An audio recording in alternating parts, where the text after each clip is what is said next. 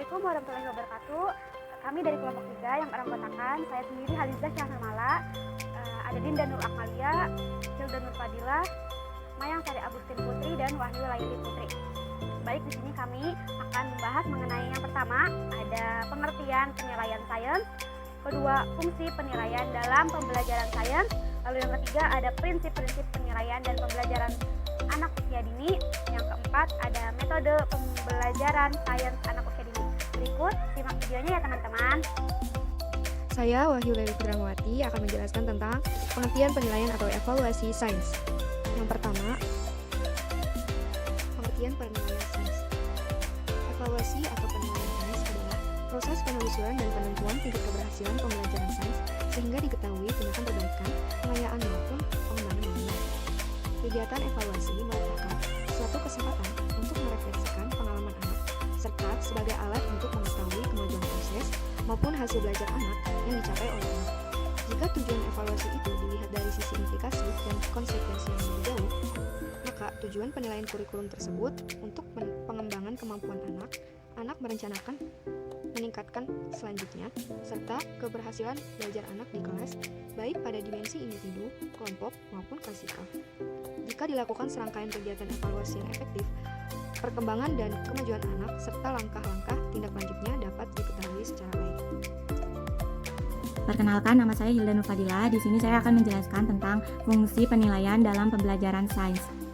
Fungsi penilaian dalam pembelajaran sains yang pertama yaitu memberikan umpan balik terhadap program pembelajaran sains yang dikembangkan sehingga diketahui tingkat keberhasilan dan kegagalan. Jadi di dalam pembelajaran sains itu kan ada kegiatan eksperimen. Nah, di situ anak dan juga guru dapat mengetahui nih tingkat keberhasilan dari kegiatan tersebut atau kegiatan tersebut malah gagal. Nah, jika kegiatan tersebut eksperimen itu berhasil, maka lanjut ke kegiatan selanjutnya. Jika gagal, maka bisa mengetahui sebab dari kegagalan tersebut seperti itu. Nah, fungsi yang kedua yaitu menentukan tingkat kematangan dan kemajuan perkembangan anak dalam kegiatan sains. Fungsi yang ketiga yaitu sebagai menempatkan anak dalam kegiatan sains yang lebih sesuai dengan minat dan kemampuannya. Fungsi yang keempat yaitu untuk mengetahui latar belakang kesulitan belajar anak selama mengikuti program pembelajaran sains. Fungsi yang kelima yaitu memberikan informasi kepada orang tua atau wali tentang kemajuan dan kemampuan sains yang telah atau belum dikuasai anak. Yang keenam, sebagai bahan masukan bagi pihak lain yang memerlukan selanjutnya. Di sini ada cara melakukan evaluasi pembelajaran sains untuk anak usia dini. Yang pertama itu ada observasi atau pengamatan. Nah, observasi ini adalah cara mengumpulkan data penilaian atau pengisiannya berdasarkan yang langsung terhadap sikap dan perilaku anak. Jadi penilaiannya itu secara langsung. Nah, selanjutnya ada catatan anekdot. Catatan anekdot ini adalah kumpulan catatan tentang sikap dan perilaku anak yang khusus, baik yang positif maupun yang negatif. Jadi adanya catatan anekdot ini untuk mencatat sikap atau perilaku anak yang khusus saja, baik itu sifat yang positif atau yang negatif. Nah, selanjutnya ada percakapan atau interview.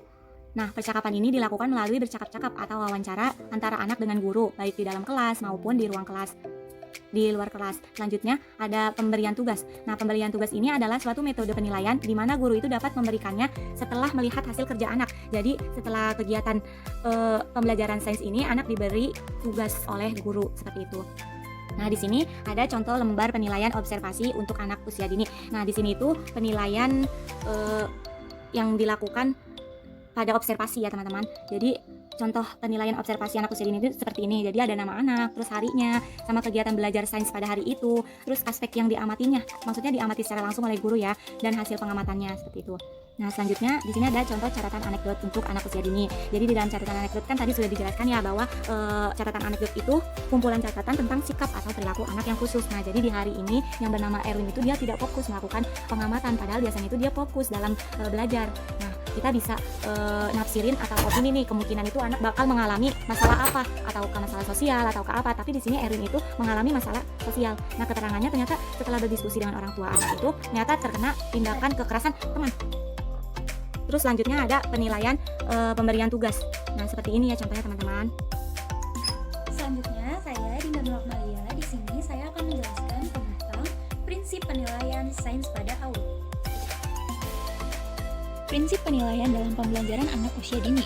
Pertama ada transparan, yaitu dapat dilihat orang tua. Yang kedua sistematis, yaitu terprogram, secara tersusun. Selanjutnya yang ketiga menyeluruh. Nah, penilaian anak usia dini ini harus menyeluruh, semuanya harus dilihat dari aspek perkembangannya. Selanjutnya berkesinambungan, yaitu saling keterkaitan antara penilaian yang satu dan penilaian yang lain. Objektif atau tidak dipengaruhi oleh orang lain. Selanjutnya ada mendidik, yaitu untuk memotivasi anak.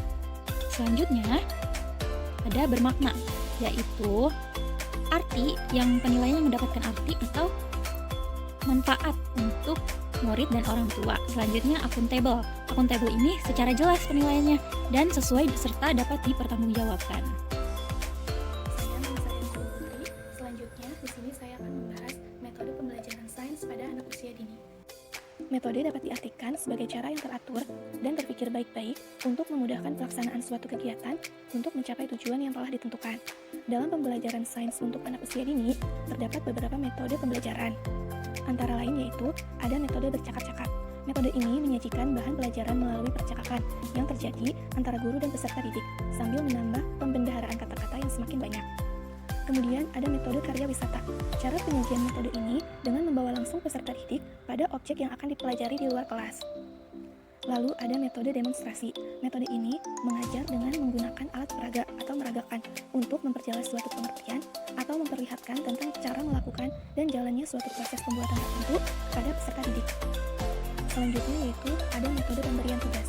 Metode ini dapat diterapkan oleh pendidik, di mana pendidik akan memberikan tugas tertentu agar peserta didik melakukan kegiatan belajar. Tugas yang diberikan pun kepada anak bisa secara perorangan atau kelompok. Kemudian yaitu ada metode eksperimen. Cara penyajian pelajaran dengan suatu percobaan, mengalami dan membuktikan sendiri apa yang dipelajari, serta peserta didik dapat menarik suatu kesimpulan dari proses yang dialaminya.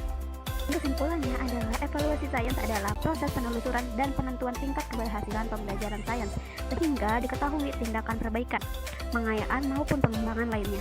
Nah, terdapat beberapa jenis dan cara melakukan evaluasi pembelajaran sains pada anak usia dini, antara lain melalui observasi, pengamatan, catatan anekdot, dan percakapan atau interview.